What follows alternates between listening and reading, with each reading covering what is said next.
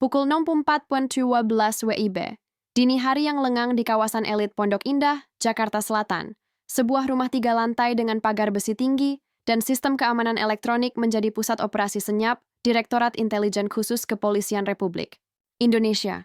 Tanpa sorotan media, tanpa suara siren, satuan taktis berpakaian gelap menyebar dalam formasi teratur di sekitar perimeter. Perintah turun langsung dari pusat komando. Lakukan penggerebekan total, jangan beri kesempatan lolos, operasi. Ini telah disiapkan selama lebih dari 7 bulan. Pemantauan udara dengan drone thermal, penyadapan lintas negara, dan infiltrasi digital terhadap jaringan tertutup di Darknet telah menyimpulkan satu titik koordinat pusat. Rumah milik Agra Wijaya, seorang pengusaha yang selama ini dikenal publik sebagai pemilik berbagai bisnis ekspor-impor legal. Rumah itu berada di tengah kawasan hunian mewah, dikelilingi taman rapi dan kamera pengawas tersembunyi. Pasukan masuk dari 3 arah. Tim pertama menyusup lewat selokan belakang, yang ternyata telah dimodifikasi menjadi lorong sempit dari baja. Tim kedua memanjat sisi kiri gedung, menonaktifkan sistem alarm melalui panel kontrol eksternal yang sebelumnya dipelajari. Tim ketiga mendobrak pintu utama menggunakan palu hidrolik dan alat pembuka otomatis. Tidak ada penghuni yang terlihat di lantai dasar, namun pemindai panas menunjukkan keberadaan orang di ruang bawah tanah dan lantai 2. Interior rumah tidak seperti rumah pada umumnya. Lantai marmer putih bersih, dinding dihiasi lukisan-lukisan, mahal dari pelukis Eropa dan Tiongkok, dan rak-rak kaca penuh koleksi botol minuman keras premium yang tidak dijual bebas di Indonesia. Di salah satu ruangan tengah terdapat ruang server berskala industri kecil. Tumpukan CPU pendingin cair terhubung ke layar besar dengan data enkripsi berjalan. Teknisi dari tim digital langsung mengamankan sistem, menyalin semua data ke penyimpanan eksternal, dan mulai mengekstrak log komunikasi rahasia. Di lorong belakang, terdapat lift rahasia yang hanya bisa diakses menggunakan pemindai retina. Sistem itu telah dimatikan beberapa detik sebelumnya. Lift itu mengarah ke ruang bawah tanah, yang seluruhnya dilapisi beton tebal dan dilindungi pintu baja berlapis elektromagnetik. Setelah berhasil dibuka paksa, tim dikejutkan oleh pemandangan yang tidak tercatat dalam laporan intelijen manapun. Ruangan selebar 12 meter, dengan suhu sangat dingin, dipenuhi rak-rak besi dari lantai ke langit-langit. Di setiap rak, tersusun rapi ratusan toples kaca besar, masing-masing tertutup rapat dan diberi label tanggal serta kode angka. Di dalamnya, terendam dalam larutan pengawet bening, tampak jelas organ tubuh manusia yang identik, ginjal. Ginjal-ginjal itu tampak masih utuh, tidak membusuk, beberapa bahkan baru. Total sementara yang dihitung saat itu melebihi angka 700 toples. Petugas medis yang mendampingi langsung menyatakan tempat ini sebagai bukti kuat perdagangan organ manusia skala besar. Beberapa label di toples mencantumkan inisial dan tanggal yang cocok dengan data orang hilang dari laporan keluarga tenaga kerja Indonesia, TKI, di beberapa wilayah. Data itu belum terkonfirmasi, tetapi kesamaan identifikasi awal cukup kuat untuk memperkuat dugaan bahwa rumah ini bukan sekadar markas, melainkan juga pusat distribusi ilegal organ tubuh. Tidak ada alarm berbunyi sepanjang proses penggerebekan. Namun, satu ruangan tertutup di lantai 3 masih terkunci dan tak bisa dibuka dari luar. Diduga sebagai tempat persembunyian pemilik rumah, tim khusus mendobrak dengan peledak mini. Ruangan itu kosong, tempat tidur besar, meja kerja kayu jati, monitor besar, dan laci-laci penuh dokumen. Tapi yang lebih penting, dinding di sisi kanan tampak seperti tembok biasa, namun saat disentuh terasa lebih dingin dari sisi lainnya. Setelah diketuk dan diperiksa dengan alat pemindai, terbukti ada ruang kosong di baliknya. Ternyata itu adalah akses menuju terowongan darurat, sempit dan cukup untuk dilewati satu orang dewasa. Terowongan itu menembus fondasi dan keluar melalui rumah tetangga yang telah dibeli Agra sejak 2 tahun sebelumnya dan didaftarkan atas nama perusahaan fiktif. Di ruang kerja utama ditemukan paspor palsu atas berbagai identitas. Singapura, Thailand, Jepang, bahkan Argentina. Juga ada 4 telepon satelit dan sebuah flash disk terenkripsi yang kemudian diketahui berisi data jaringan pengiriman TKI ilegal dari Indonesia ke Kamboja, Laos, dan Myanmar. Semua rute ilegal tersebut melibatkan pelabuhan kecil, pemalsuan, dokumen, dan kerjasama dengan pihak imigrasi nakal. Seluruh rumah langsung disegel sebagai TKP kelas 1. Tak satu pun personel diperbolehkan keluar sebelum seluruh ruangan diperiksa. Tim forensik bekerja dalam tekanan waktu untuk mengamankan semua barang bukti sebelum media mengetahui skala kejadian ini. Kementerian Luar Negeri, Imigrasi, dan BNPT dikabarkan telah menerima briefing darurat pada pagi hari yang sama. Pada pukul 06.47 WIB, media sosial mulai ramai dengan unggahan warga sekitar tentang konvoi kendaraan polisi dan truk hitam di luar rumah mewah itu. Tapi tak satu pun informasi resmi keluar dari kepolisian. Semua dikunci hingga proses utama tuntas. Hingga saat itu, keberadaan Agrawijaya masih belum diketahui. Tapi data dan bukti yang ditemukan di lokasi cukup untuk menetapkannya sebagai buronan utama dalam kasus perdagangan manusia lintas negara dengan tambahan dakwaan, pengambilan organ tubuh secara ilegal dalam skala besar. Dan semua ini hanya permulaan. Setelah penggerebekan besar-besaran di rumah utama Agrawijaya di Pondok Indah, operasi beralih ke fase investigasi lanjutan yang difokuskan pada jejak keuangan dan jaringan internasional. Semua perangkat keras dan dokumen fisik yang disita dikirim ke laboratorium digital dan unit forensik ekonomi Mabes Polri. Tim yang terlibat tidak hanya dari Direktorat Kriminal Khusus, tetapi juga melibatkan PPATK, Pusat Pelaporan dan Analisis, Transaksi Keuangan, Interpol Indonesia, dan unit siber dari BIN. Hanya dalam waktu 36 jam sejak penggerebekan, analisis awal terhadap flash disk terenkripsi yang ditemukan di laci tersembunyi ruang kerja Agra membuka tabir jaringan sindikat ini. Di dalamnya terdapat rekaman transaksi, dokumen PDF, peta jalur laut, nama-nama agen lokal di berbagai kota pelabuhan Indonesia, serta daftar manifest palsu. Namun yang paling mencolok adalah sebuah file berisi 67 lembar ringkasan rekening dalam berbagai mata uang, rupiah, dolar Singapura, dolar ASEAN, dan yuan Tiongkok. Total akumulasi saldo terkonfirmasi mencapai 302,7 triliun, tersebar di 23 negara, dengan mayoritas dana ditempatkan di bank-bank kecil berlisensi di Karibia, Siprus, Panama, dan negara-negara tax haven lainnya. Tercatat lebih dari 140 rekening atas nama perusahaan fiktif, yayasan sosial abal-abal, hingga individu anonim. PPATK menyatakan bahwa skala pencucian uang ini adalah yang terbesar sepanjang sejarah kriminal ekonomi Indonesia. Berdasarkan analisis lintas data, dana tersebut mengalir dari dua sumber utama, perdagangan manusia, khususnya pengiriman tenaga kerja Indonesia ilegal ke Kamboja, Thailand, dan Vietnam dengan modus penyaluran kerja informal. Biaya yang dikenakan kepada keluarga TKI rata-rata mencapai 70 juta per orang, tanpa jaminan pekerjaan resmi. Namun setelah dikirim, sebagian besar dari mereka dijual ke jaringan scam center dan rumah judi online sebagai operator penipuan internasional. Penjualan organ tubuh, ini yang lebih gelap dan sulit dilacak. Jaringan Agra memiliki jalur ke rumah sakit ilegal di wilayah perbatasan Kamboja Vietnam dan Kamboja Laos, di mana korban TKI yang tidak bisa dipakai atau mencoba melarikan diri dijadikan sumber organ paksa. Ginjal adalah komoditas utama karena permintaannya tinggi di pasar gelap medis Asia Timur, terutama di Hong Kong dan Jepang.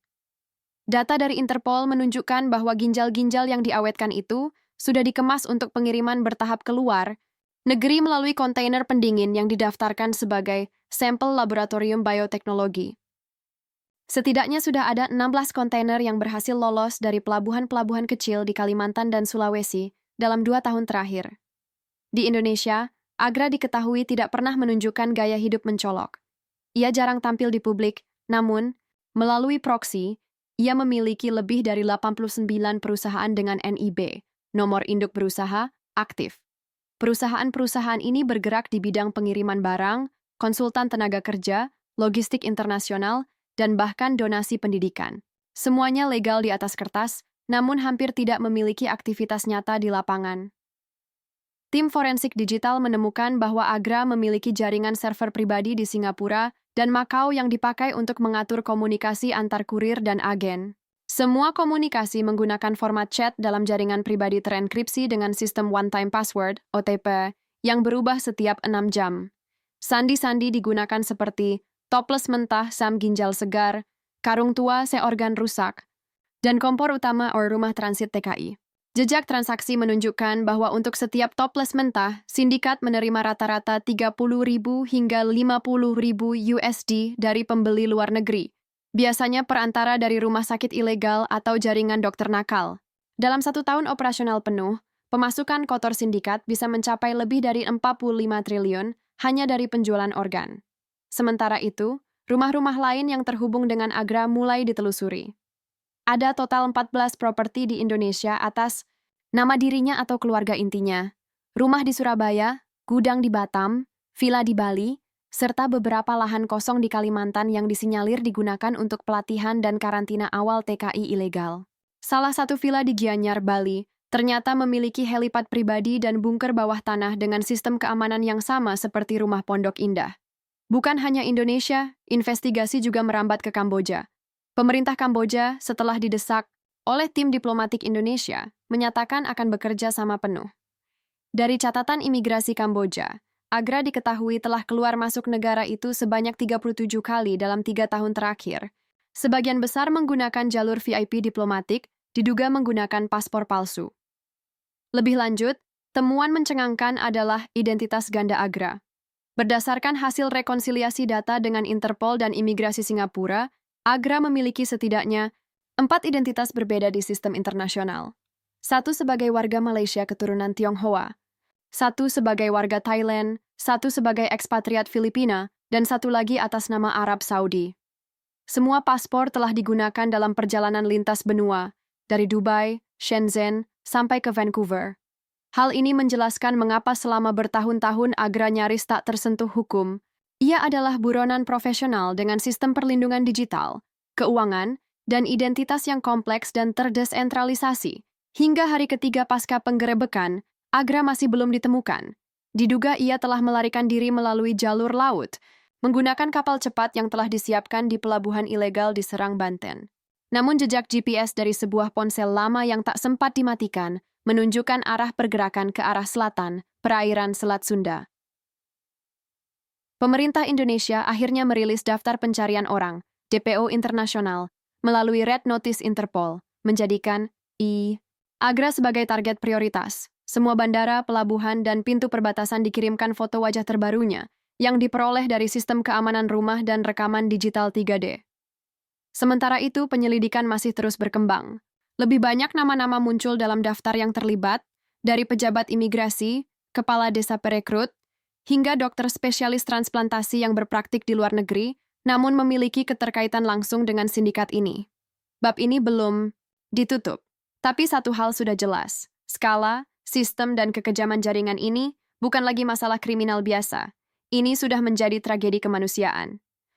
Setelah 3 hari penuh tekanan dan koordinasi lintas lembaga, tim intelijen gabungan akhirnya berhasil menyusun rencana operasi besar-besaran untuk menangkap Agra Wijaya, sang bos sindikat TKI ilegal dan perdagangan organ tubuh yang sudah lama buron. Operasi ini tidak hanya melibatkan kepolisian Indonesia, melainkan juga bekerja sama erat dengan BIN, Interpol, dan aparat keamanan negara tetangga yang menjadi jalur pelarian. Agra pagi itu, suasana di markas besar kepolisian pusat sudah dipenuhi ketegangan dan adrenalin. Semua petugas intel sudah siap dengan briefing terakhir. Mereka tahu risiko operasi ini sangat tinggi. Agra bukan sembarang buronan. Tubuhnya besar, penuh tato, dan dikenal sangat brutal jika menghadapi lawan. Pada pukul 9.05 WIB, sebuah tim khusus dari Detasmen, khusus 88 anti-teror, berkolaborasi dengan tim Ops Intel Polri, bergerak menuju sebuah gudang kecil yang diduga menjadi lokasi persembunyian Agra di kawasan Cengkareng, Jakarta Barat. Informasi ini didapat dari hasil pelacakan terakhir perangkat komunikasi yang diamankan sebelumnya. Gudang tersebut tampak biasa dari luar, tembok beton tanpa jendela, pintu, besi berat yang dikunci dengan sistem keamanan elektronik tingkat tinggi. Namun, petugas sudah siap dengan alat canggih, termasuk robot perusak pintu dan drone pengintai yang terbang mengintai dari atas. Setelah beberapa menit, suara dentuman keras terdengar. Tim khusus membuka paksa pintu dengan alat hidraulik, dan petugas langsung menerobos masuk sambil membidikkan senjata. Tapi Agra tidak sendirian. Di dalam gudang, petugas menemukan 3 orang pengawal bersenjata lengkap yang langsung melancarkan perlawanan. Terjadi baku tembak singkat yang membuat jantung para petugas berdegup kencang. Meski begitu, tim berhasil melumpuhkan pengawal itu dalam hitungan menit tanpa korban jiwa di pihak petugas. Namun, Agra tidak ada di lokasi. Petugas menemukan beberapa petunjuk penting berupa sepatu boot besar berlumuran tanah merah, bekas kabel yang terputus, dan sebuah lubang kecil di dinding belakang gudang yang mengarah ke saluran pembuangan bawah tanah. Operasi langsung diperluas. Tim penyelam dari Basarnas dan Polairut turun ke saluran bawah tanah yang diperkirakan menjadi jalur pelarian Agra. Penelusuran itu berakhir di sebuah ruang bawah tanah gelap yang menghubungkan ke sungai kecil di pinggiran Jakarta Barat. Sementara itu, informasi intel yang didapat dari hasil rekaman pengawasan digital memperkuat dugaan bahwa Agra akan berpindah tempat ke sebuah rumah besar di kawasan Jakarta Selatan dalam waktu 24 jam ke depan. Rumah ini lebih mewah dari sebelumnya dan memiliki sistem keamanan yang sangat ketat. Kepolisian akhirnya melakukan penyergapan mendadak pada malam hari berikutnya di rumah tersebut. Berbeda dengan penggerebekan pertama, kali ini petugas sudah mengantisipasi segala kemungkinan. Rumah tersebut dikelilingi oleh pagar tinggi, CCTV yang terhubung langsung ke pusat komando, dan 3 anjing pelacak yang siap beraksi. Namun, ketika tim memasuki rumah, mereka dikejutkan dengan pemandangan yang jauh lebih menyeramkan daripada yang mereka bayangkan. Di ruang bawah tanah yang gelap dan lembab, Agra ditemukan bersama 2 orang pengawal berat badannya dalam kondisi siap tempur. Tubuh Agra yang kekar, penuh tato terlihat jelas, dengan bekas luka lama yang menunjukkan kerasnya kehidupan yang dijalani. Tanpa banyak bicara, baku hantam langsung terjadi. Agra dan pengawal menggunakan segala cara untuk melawan, mulai dari pukulan telak, tendangan, hingga berusaha merebut senjata petugas. Tim intel yang sudah terlatih bereaksi cepat. Pertarungan berlangsung sengit selama hampir 20 menit, dengan beberapa petugas mengalami luka ringan dan sedang. Suasana menjadi kacau, suara benturan, teriakan, dan instruksi terdengar bersahutan. Akhirnya, berkat kerja sama tim yang solid, Agra berhasil dilumpuhkan dengan kondisi babak belur. Wajahnya penuh darah dan memar, pakaian robek, tetapi ia tidak menyerah sampai akhirnya diborgol dan dibawa keluar dari rumah tersebut. Salah satu anggota tim mengungkapkan, dia memang berbeda, sangat kuat dan berani sampai titik darah penghabisan. Setelah penangkapan, rumah tersebut diperiksa kembali secara menyeluruh. Tim menemukan ruang rahasia yang berisi lebih banyak toples ginjal diawetkan, serta dokumen yang belum sempat dibawa saat penggerebekan pertama. Tak hanya itu, ditemukan pula beberapa komputer dengan hard drive eksternal, yang di dalamnya berisi data penting tentang jaringan pemasok dan pembeli organ ilegal, beserta rencana ekspansi sindikat ke negara lain di Asia Tenggara. Penangkapan Agra menjadi sorotan media, nasional dan internasional. Berita tentang sindikat TKI ilegal dan perdagangan organ yang dipimpin oleh pria bertato itu menghebohkan publik. Pemerintah kemudian menyatakan komitmen kuat untuk membongkar jaringan ini hingga ke akar-akarnya, sekaligus memberikan perlindungan dan pemulihan bagi para korban TKI yang menjadi korban perdagangan manusia. Sementara Agra dikawal ketat ke ruang tahanan khusus dengan pengamanan maksimal, proses hukum segera berjalan. Banyak pihak yang berharap vonis hukum akan memberikan efek jera bagi pelaku kriminalitas serupa. Setelah penangkapan Agra Wijaya, proses hukum berjalan dengan sangat cepat dan ketat. Kasus yang menghebohkan ini menjadi perhatian utama aparat penegak hukum, lembaga negara, hingga publik luas. Sidang demi sidang digelar di Pengadilan Negeri Jakarta Selatan, dengan agenda pemeriksaan saksi, pembuktian barang bukti, dan ekpos penyidikan yang dilakukan oleh jaksa penuntut umum. Jaksa menghadirkan berbagai bukti yang menguatkan dakwaan, mulai dari rekaman komunikasi, dokumen digital, hingga hasil pengecekan laboratorium yang membuktikan keberadaan ginjal diawetkan secara ilegal dalam jumlah masif. Selain itu, keterangan para korban TKI yang berhasil diselamatkan menjadi saksi kunci untuk mengungkap jaringan sindikat yang dipimpin oleh Agra dan Agra sendiri menjalani persidangan dalam kondisi fisik yang masih babak belur akibat perkelahian saat penangkapan. Tubuh besar dan tatonya yang khas membuatnya menjadi sosok yang menakutkan di ruang sidang. Namun, ekspresi wajahnya tetap dingin dan tenang, seolah menunjukkan bahwa dia siap menghadapi konsekuensi atas perbuatannya. Pihak jaksa menegaskan bahwa Agra tidak hanya bertanggung jawab atas perdagangan TKI ilegal, tetapi juga menjadi otak dari jaringan perdagangan organ manusia yang merajalela. Tindak kriminal ini melibatkan eksploitasi berat terhadap manusia, dengan motivasi keuntungan finansial yang luar biasa besar. Publikasi media terus mengawal kasus ini secara intensif. Banyak program berita dan artikel mendalam membahas tentang modus operandi sindikat, latar belakang korban, serta dampak sosial ekonomi dari perdagangan manusia dan organ ilegal. Masyarakat pun semakin sadar akan bahaya jaringan kriminal ini dan pentingnya dukungan terhadap aparat penegak hukum. Dalam persidangan, pengacara Agra berusaha mengajukan pembelaan dengan berbagai argumen teknis dan hukum, namun bukti kuat yang dimiliki jaksa hampir mustahil untuk dibantah. Para ahli forensik dan medis juga dihadirkan untuk menjelaskan dampak medis dari pengangkatan organ tubuh secara ilegal yang sangat membahayakan korban. Seiring berjalannya waktu, tekanan dari publik dan pihak internasional membuat pengadilan mempercepat proses persidangan. Di tengah perhatian tinggi itu, Agra juga menjalani pemeriksaan intensif di rumah tahanan, termasuk interogasi oleh lembaga internasional yang membantu mengungkap jaringan sindikat lintas negara. Vonis akhirnya dijatuhkan, hukuman mati bagi Agra Wijaya, sebagai bentuk teguran keras terhadap kejahatan kemanusiaan yang telah dilakukannya. Keputusan ini disambut dengan berbagai reaksi, mulai dari rasa lega di kalangan korban dan keluarga mereka, hingga perdebatan tentang hukuman mati di ruang publik. Selain hukuman bagi Agra, aparat kepolisian dan lembaga terkait terus melanjutkan penyidikan untuk membongkar jaringan sindikat secara keseluruhan. Penangkapan anak buah dan penyitaan aset bernilai triliunan rupiah dilakukan secara bertahap. Harta kekayaan Agra yang mencapai sekitar 300 triliun rupiah, hasil dari aktivitas ilegal selama bertahun-tahun, disita oleh negara sebagai bagian dari proses hukum. Dampak dari kasus ini juga memaksa pemerintah memperketat pengawasan terhadap pengiriman TKI ke luar negeri, serta memperbaiki regulasi dan mekanisme perlindungan pekerja migran. Berbagai program rehabilitasi dan reintegrasi korban turut digalakkan dengan dukungan lembaga sosial dan internasional. Kasus Agra menjadi contoh penting dalam perang melawan kejahatan transnasional di Indonesia. Banyak pelajaran yang diambil mengenai perlunya kerjasama antar negara, teknologi pengawasan canggih, serta peran aktif masyarakat dalam melaporkan indikasi kejahatan serupa. Meski begitu, bahaya jaringan sindikat masih belum sepenuhnya hilang. Aparat terus waspada terhadap kemungkinan munculnya kelompok-kelompok baru yang mencoba mengisi kekosongan kekuasaan setelah jatuhnya Agra.